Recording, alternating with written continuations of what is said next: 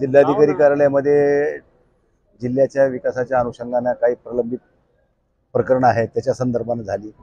महापालिकेतही जी महापालिकेची अवस्था आहे किमाय जो गणन बाब भाग में है ना, अशी परिस्थिती की शहरामध्ये महापालिकेला सोर्सच काही नाही। जीएसटीच्या माध्यमातून मिळणारा हा मोजकाच निधी मिळतो। पहिलं जे दायित्व होतं पूर्वीचं जे एलबीटी असताना तेव्हा भरपूर पैसे मिळायचे, पण जीएसटीच्या माध्यमातून आता मिळणारा निधी कमी आहे आणि नगरपालिकेचा विस्तार मोठ्या प्रमाणात झाला आहे, परंतु विकासात्मक कुठलेही काम नाही। जे शहरामध्ये जे काही नियोजनमधून आलेल्या पैशातून कामं चालू आहेत ते पण कामं सध्या बोगस दर्जाचे चालू आहेत। कुठेही ड्रेन बरोबर नाही, वाकड्या तिकड्या नागमोडी आखाड्याच्या ड्रेन केल्या, तिला काही ट्यूब लेवल उडवलेला नाही। म्हणजे एजन्सी आहे गुजरातची, सबलेट केलेले परभणीवाल्याला, पीडब्ल्यूडी काम बघते आहे, हद्द आहे महापालिकेची। म्हणजे कोणाचा कोणाला ताळमेळ नाही, सगळा अवमेळ आहे। आता उद्या अंडरग्राउंड ड्रेनेज योजना मंजूर झाली आहे, ती जर आली तर उद्या हे रोड आता करायचे आणि पुन्हा फोडायचे का, अशी सगळी वाईट अवस्था आहे। मल निस्सारण केंद्र आता जे काही तुमचं कचरा हे करण्यासाठी डेपोसाठी जागा पाहिजे ती विद्यापीठामधली जागा मागणीची आहे। आणि वॉटर सप्लायसाठी जे उभं करायचं त्यासाठी जागा विद्यापीठातली मागणी केली आहे। क्रीडा संकुलाची जागा आहे, आम्ही तिथं मागणी केली आहे। नाट्यगृहाला काही पैसे कमी आहेत, ती राजकीय हेतून प्रेरित होऊन ती थांबलेली आहे, ती सुद्धा पूर्णत्वाला नेण्यासाठी मागणी केली आहे। बऱ्याचशा गोष्टी होत्या, मग ताडकळस धानोरा काळ्यावरचा पूल झाला पण अप्रोच रोड झाले नाहीत, लँड ॲक्विजिशनचा विषय आहे। पूर्णेमध्ये जो ब्रिज व्हायला रेल्वेचा, त्या रेल्वेच्या बाजूला सुहागण गिहागण त्या भागातल्या येणाऱ्या शेतकऱ्यासाठी जाण्यासाठी जो अवलगाव युवलगावचा लोकांना जायला रस्ता पाहिजे हवाईवाल्याला, तिथली एक लँड ॲक्विजिशनचा विषय होता, ते होता। पूर्णेमध्ये जो ब्रिज आहे ओव्हर ब्रिज, त्या पूर्णेच्या पटरीच्या पलीकडच्या लोकांना जाण्यासाठी पाचचारी मार्ग, त्याच्यासाठीचा पैसा आहे। त्याला पैसे सेंट्रलचे पैसे आहेत, नगरपालिकेने स्वतःचा देख भरलाय पण राज्य सरकारचा पैसा दिलेला नाही। त्या विषयानं अनुषंग असेल, परभणीमध्ये धान्य पुरवठा करणारी ज्या कंपनी आहे ती गेल्या सप्टेंबरपासून धान्य पुरवत नाही। गरिबाच्या पोटचं धान्य हे हिरावून घेतले का, तर मला त्याला परवडत नाही।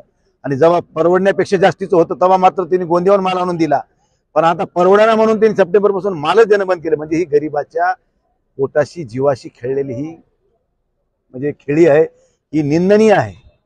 म्हणून ह्याच्यात जे कोणी दोषी असतील त्याच्यावर कारवाई झाली पाहिजे। दुसरा विषय असा झाला की जिल्हाधिकारी कार्यालयामध्ये अजितदादा पवार 21,000 60,000 50,000 60 कोटी रुपयाचं निधी राज्याला वाटप करतात, कुठल्याही पैशाची अपेक्षा न करता। पण माझ्या इथल्या जिल्हाधिकारी कार्यालयामध्ये प्रशासकीय मान्यता द्यायला सुद्धा पैसे द्यावे लागतात आणि आलेले पैसे रिलीज करायसाठी सुद्धा पैसे द्यावे लागतात। ही ह्या जिल्ह्याची महाराष्ट्रामध्ये ही एकमेव घटना असू शकते। आता जालन्यामध्ये माझ्याकडे 2 विधानसभा आहेत, कुठल्याही प्रशासकीय मान्यतेला पैसे द्यावे लागत नाहीत किंवा पैसे टाका म्हणावं सुद्धा लागत नाही, पण आमच्या इथं 2% दिल्याशिवाय ही प्रक्रिया होत नाही। ही शोकांतिका आहे। तर आज त्या संदर्भानं अजितदादांनी सोमवारी त्या डीपीओला गिपीओला सगळ्याला बोलवले, मग तिथं सगळेच आमदारांनी हा मध्ये हा मिसळले। अगोदर पालेमंत्र्यांनी छेडलं, मग सगळ्यांनी मग मी डायरेक्टच बोललो की बाबा ही वस्तुस्थिती आहे की ह्याला 2% द्या, मेरे कलेक्टरचा पीए पैसे घेतो, मग डायरेक्ट लपून त्याला काय सांगायचं। जिल्हाधिकाऱ्यांच्या मान्यतेने सुरू आहे सगळं, उजागरच आहे ना, त्याला पुन्हा आहे का। बरं, परभणी जिल्ह्यामध्ये सगळीकडे असं चालू आहे। मी समाज कल्याण अधिकारी त्या आमच्या गुटे मॅडम आहेत, मी म्हणलं तुम्ही पैसे घेतल्याशिवाय माहिती हा मूव करीत नाही। मी म्हणलं कलेक्टरने एक पत्र केलं रिवाईज, त्यांना 24-25चे पैसे दिलेत आणि 23-24चे अडवलेत। कलेक्टरने काय पत्र दिले, कम्प्लेशन सर्टिफिकेट बघा, MB रेकॉर्ड झालेली बघा, तिथं बोर्ड लावलाय का बघा, काम पूर्ण झाल्याचा अहवाल बघा, मग माझ्याकडे पत्र पाठवा, मग मी पत्र देतो। म्हणजे मला भेटले नाहीत, याच्या मागचा अर्थ काय आहे, मला भेटले नाही। फक्त भेटी गाठीवर सगळ्या जिल्ह्यातलं प्रशासन चालू आहे। वाळूच्या बाबतीत बोललो, प्रत्येक विभागाचा पोलीस अधिकाऱ्याला 50 आणि 60,000 रुपये हप्त्याला एका गाडीवाल्याला द्यावं लागते। अरे इथं तुम्ही घरकुलाला वाळू आम्ही 600 रुपये भराच देऊ म्हणता, अरे इथं 6,000 नाही 10,000 देऊन बी बराच वाळू भेटणार नाही आम्हाला। आणि सगळी भरती या महसूल आणि पोलीस डिपार्टमेंटची बघा, ही वस्तुस्थिती आहे। मी जर खोटं बोलत असेल तर तुम्ही म्हणताल ती मी स्वीकारायला तयार आहे। ही वस्तुस्थिती नाकारून जमणार नाही। परभणीकरांची एवढी चेष्टा प्रत्येकानंच करावी, परभणीकरांना प्रत्येकानं मिठी धरावं। ही या देशामध्ये लोकशाहीची ही क्रूर चेष्टा आहे। म्हणून प्रशासनामध्ये असलेल्या अधिकाऱ्यावर शासनाचा दबाव असणं काळाची गरज आहे। लोकप्रतिनिधी म्हणून आमचा दबाव ठेवू आम्ही, पण आम्ही पडलो विरोधी पक्षात, आमचं ऐकतं कोण। जिल्हाधिकाऱ्यांची किंवा डीपीओची चौकशी मागणी केली झाली, आता झाले, समोरच झाले। डीपीओला त्यांनी मुंबईला बोलवले परवा दिवशी। अंडरग्राउंड डीपीओच्या संदर्भामध्ये, डीपीओच्या संदर्भात डीपीओला बोलवले कलेक्टर अजितदादांनी मुंबईत बोलवले। आता त्यानंतर काय काय भूमिका होत्या त्यात मला आता एकटा डीपीओ त्याच्या दोषी नाही असं म्हणायचं. मोठे बी अधिकारी डीपीओ कोणाच्या इशाऱ्यावर करू शकते? डीपीओची काय हिंमत आहे? वरिष्ठांना आदेश दिल्यावर डीपीओची ताकद आहे का? म्हणजे ह्याच्यामध्ये संगनमत आहे, ही वस्तुस्थिती आहे. कारवाई झाली पाहिजे, या सगळ्या अधिकाऱ्यांवर कारवाई झाली पाहिजे अशी भूमिका आहे. जिल्ह्यामध्ये जेवढं काही भ्रष्टाचार बोंगाळलाय महाराष्ट्रामध्ये हे एकमेव उदाहरण असेल ते परभणी जिल्ह्याचं. कोणाला कोणाचं काही देणे घेणं राहिलेलं नाही. मला किती द्यायला?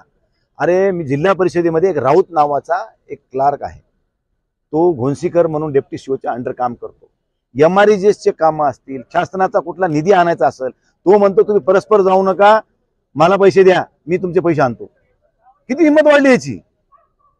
अरे परभणी नाही तर पूर्णेचा पंचायत समितीचा BDO, हा BDOनं कमीत कमी 50,000 कोटीची माया गोळा केली असेल. MREGSचे आतापर्यंत 1,000-2,000 कोटीचे कामं झाले असेल. प्रत्येक फाईलला 5,000ची विद्या नाही, फाईल मंजूरच होत नाही.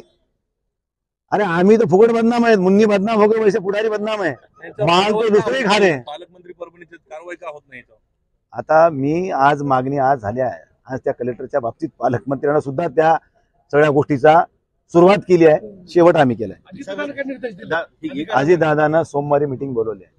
पाणी पुरवठा योजना जी आहे, अंडरग्राउंड ड्रेनेजची योजना आहे, अंडरग्राउंड योजना ही राजकीय दृष्टया अडवलेली आहे. सच के साथ जनता की आवाज। इसी तरह के जनता के मुद्दे उठाने के लिए हमारे हाथ मजबूत कीजिए, सब्सक्राइब कीजिए, लाइक कीजिए और कमेंट करना ना भूले। देखते रहे मेरा महाराष्ट्र लाइव। हमारे मुख्य संपादक मिर्जा इदरीस बेग के साथ देखते रहे मेरा महाराष्ट्र लाइव। हमें दीजिए ये इजाजत। आपका दिन शुभ रहे। धन्यवाद।